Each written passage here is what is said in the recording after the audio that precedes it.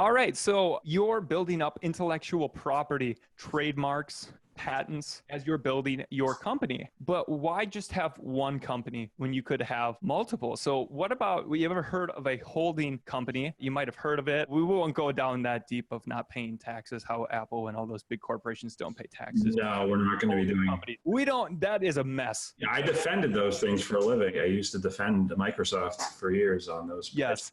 Well, let's pay our taxes and be honest. Yeah, I don't think it's dishonest, but it's complicated and certainly not something we want to all be doing. I'd like to live I'd rather focus on making more money. Make so much money you don't care about the taxes. It's better. But there is, so other than tax savings and doing offshoring with your intellectual property, but from actually for Amazon sellers specifically, helping deal with Amazon or protect their business. Do you want to say why a holding company for your intellectual property might be helpful, or just shed some light on this? Yeah. So, we talked about some of the asset protection reasons why it's good to have an IP holding company. Again, you're sheltering assets in different companies. And so that helps, if creditor comes after one, you can protect your IP and keep the value of your business separated from, where your exposure is. But there's another reason to think about having multiple companies and structuring it. And these can be structured so as not to cause tax problems. You can just make them very tax neutral entities. But when you sign up with Amazon, I don't know if people realize this, one of the reasons why I think Amazon acts the way it does is because it sort of feels like everybody is under these arbitration provisions, right? So you're basically waiving class action.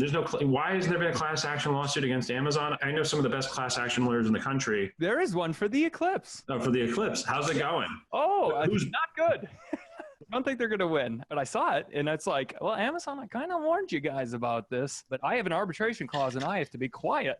Yeah, so that's probably why they don't get lawsuits. We just had another Supreme Court arbitration case. I mean, the Federal Arbitration Act is pretty much here to stay, and the Supreme Court keeps upholding these challenges. It's really hard to circumvent arbitration these days. And so, with that, we don't see the class action lawsuits. And so when everyone threatens to sue Amazon, it's like, well, can you sue Amazon? Well, I assure you, if you sign their terms and conditions, you probably cannot because, again, arbitration. You can always try, you never know, but finding lawyers who are willing to put money and time into a case, because listen, unless you're willing to independently fund the lawsuit, class action lawyers typically run off of damages awards. So unless there's money in it, they're not going to take the case. And usually when they look at Amazon, it seems to be a loser. It's just not appealing because Amazon will fight to the death.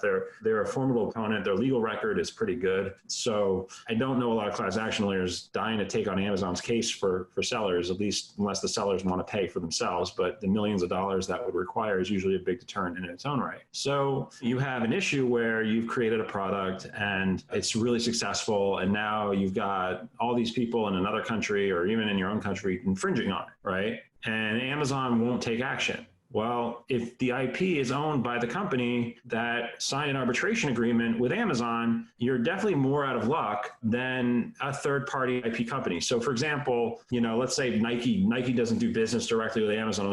I think they stopped. Nike has IP holding companies, the swoosh, right? They can sue Amazon. They're not signing arbitration agreements because Amazon's violating their IP. If there's a counterfeit or something like that, right? And that's the idea. It's like have a separate holding company that has your intellectual property. Don't have that company do business with Amazon so that if somebody's infringing and you have a design patent, Amazon has not been great about taking down design patents, but it's a lot easier if you're coming at it from a third party perspective as opposed to being a signed, arbitration person, right? As somebody who's agreed to arbitrate with Amazon. So think about keeping your intellectual property in a holding company so that you have some legal leverage to sue Amazon. Does that mean we're going to go to court against Amazon? No, but it makes it a lot easier in the suspension space of trying to get Amazon to take action to not have waived our litigation rights and to be able to actually threat litigation with a straight face and say, yeah, we actually might sue you if you don't take down this listing because they're violating a design patent. It's a valuable tool. Why give it away? It's a very cheap thing and easy thing to do to have a separate IP holding company. And I think it's very worthwhile. I think it's something that, even signing up for brand registry, you can sign up for brand registry with a permission from the IP rights holder. You don't actually need to be the IP rights holder. That is a transferable permission. So Let's give the bullet list point of the benefits of an IP holding company. Asset protection, correct? Asset protection. 2, if you have IP, then now you have an operating company. Then if that one goes down or suspended, that could technically be like a wholesaler, right? And then now you could find another wholesaler that could just resell it. And then now it's not that whole company and brand is going down, correct? That's right. If the ASIN's not suspended, right, and your account is, then, and you're just selling to other account holders, right, there's an argument there.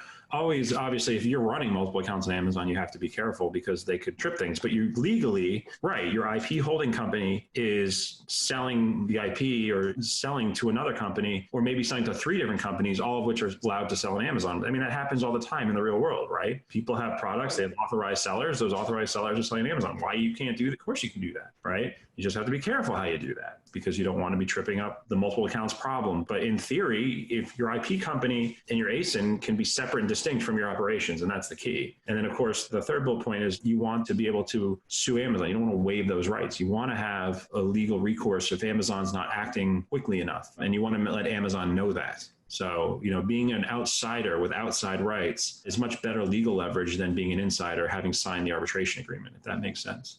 So you get asset protection, you get ability to sue Amazon, and you have more flexibility if something goes wrong with an account, or you can find another seller or wholesaler or distributor that could then still sell and keep that brand alive if yourself or your main distributor were to go down. So a 3-prong approach for pretty cheap. It's very cheap. It's a very easy thing to do, and it's totally worth it. And I will say, just as a caveat, when I say sue Amazon, doesn't mean you're going to win. I'm just saying it's, again, usually we're not going to sue Amazon. We pride ourselves on not going to court. It's kind of a better way. Clients like not going to court because court's expensive, but having legal leverage is key. I mean, that's what we focus on. Might answer faster if there is external versus like maybe there's no guarantees. I guess it's just different.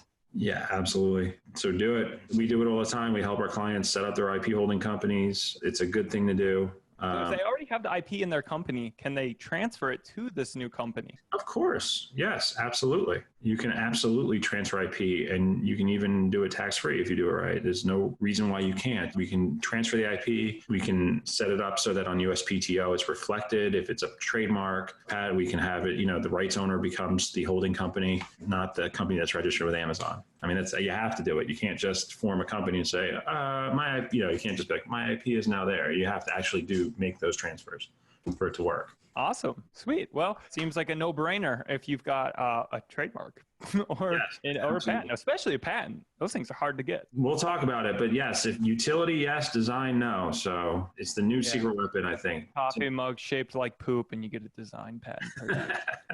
That thing actually kills it on Amazon. The poop coffee? I imagine so, yeah. They have a coffee mug in the shape of like a prescription pill bottle. Pretty interesting company. All right. Well, now you guys know. Talk to Paul if you're interested about getting a holding company for your IP.